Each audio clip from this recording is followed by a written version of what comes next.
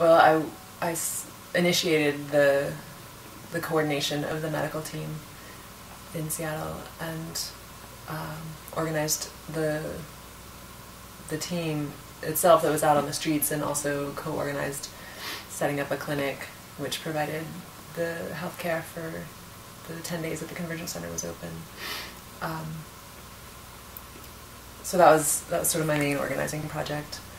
And I was also a part of the Infernal Noise Brigade, which was a tactical marching band that provided entertainment but also a lot of strategic support on the streets.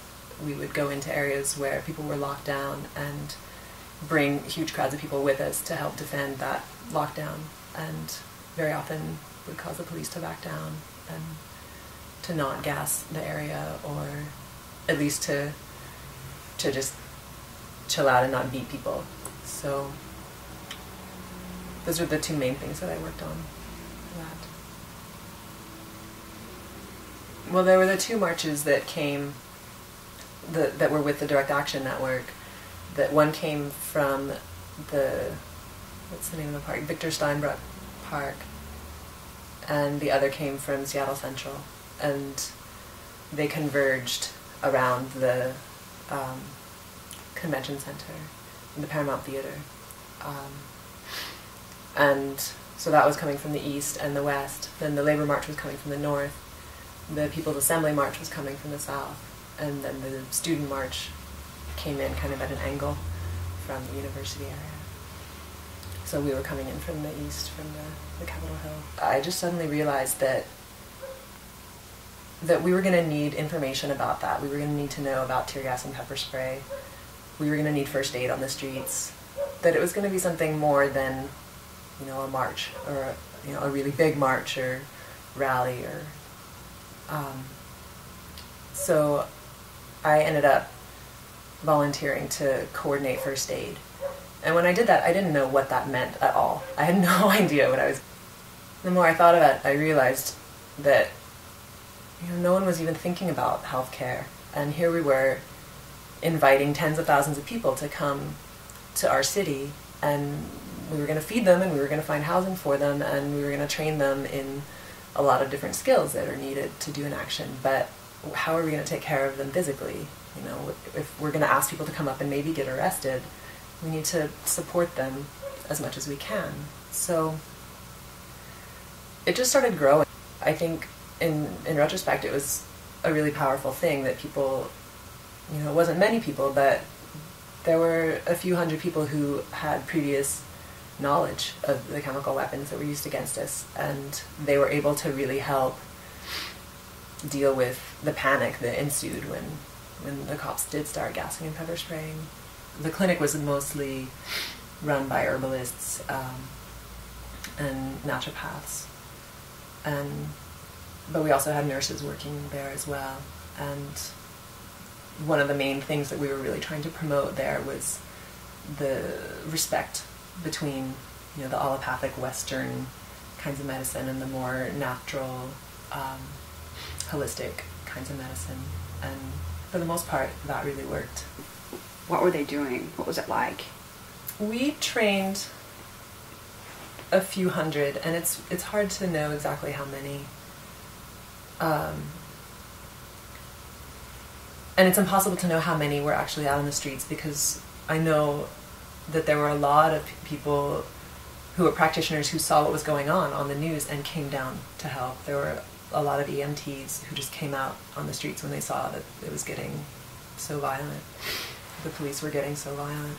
Did they wear any armbands or something so they could be identified? People who planned to go out to do medical stuff, to do first aid, most of them were wearing Red Crosses, but about halfway through the day, people started feeling like they were being targeted by the police for wearing those, and so a lot of people made the decision to take that off and to signify verbally, and they'd walk through a crowd and say, does anyone need first aid, or does anyone need their eyes rinsed out, or whatever. So some people didn't feel safe wearing the Red Cross, and that was one of my goals as a first aid person and a medical organizer, and with the marching band was, you know, how can we allow people to stay in the streets longer? How can we give them energy and give them support? So, you know, the police saw that the medical teams have been really effective.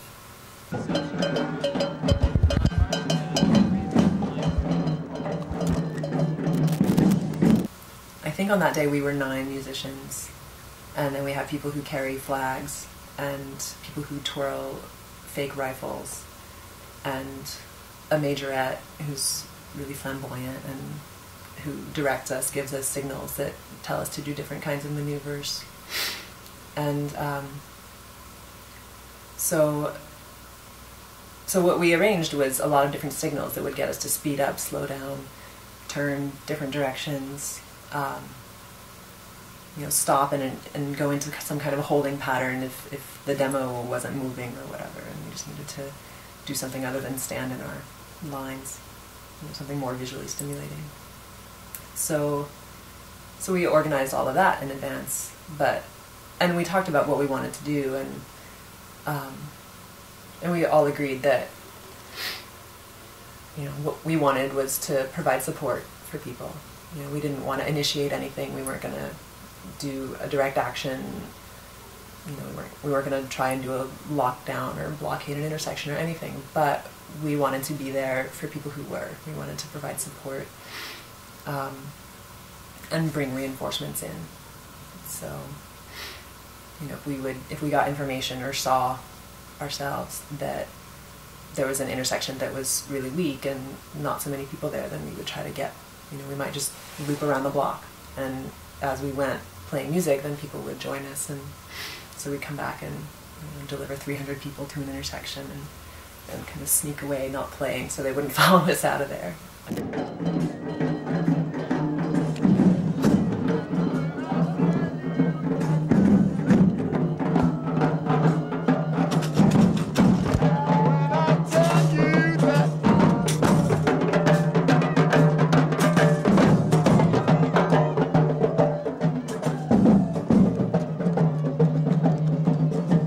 It was really powerful. It's one of the most effective things I've ever been a part of in an action, because it's really fun. It completely changes the mood of things, really breaks up that standoff that happens so much in the streets, where the police are lined up and the protesters are lined up and they're all yelling at the cops, and the cops are all, you know, posturing with their batons and whatever, and it's just so tedious and predictable, and we've seen it over and over again, and it looks the same in this decade than it did 30 years ago. And so it was one way of breaking up that standoff and turning it into something completely different, something unexpected, something joyful. So it would be fun to stand there and face off the police instead of, you know, kind of boring, and I mean, staring at cops all day is no fun at all. We wanted people to be able to sustain their lockdowns longer, and so that was one of our solutions.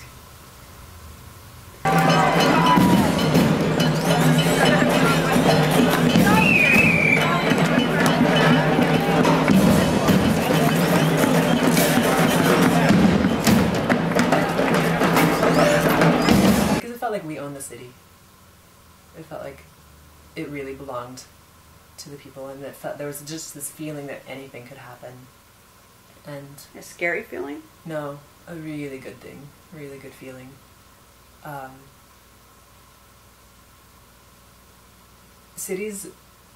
Modern cities tend to be so structured and so predictable, and people often in the center, in the financial district or the shopping district, people are mostly all there for the same reasons. They're doing the same things. They're dressed similarly, from similar classes. That was disrupted, and there was art breaking out on different corners. There were marching bands. There were singers and dancers and street performers. People were freaking out, you know, kind of losing it. People were having all sorts of major emotional responses. People were seeing things they had never seen before. We had never seen before, and suddenly the city was being lived in. It was really Like, we lived there. We weren't just passing through on our way to this or that, but we were in those streets and really rooted there, really, you know, it was an ownership that I think people don't have very often of their cities anymore. People drive through or walk very quickly through places and don't experience them. And so that experience of living in the streets for 2 days, you know, that was memorable. I think that is when I realized that I want to work for social change and social justice for the rest of my life. I think before that, I think I've kind of always known that on some level, but it became really solid. It became, yes, this is what I need to do. This is what I believe in. These are the people I want to work with.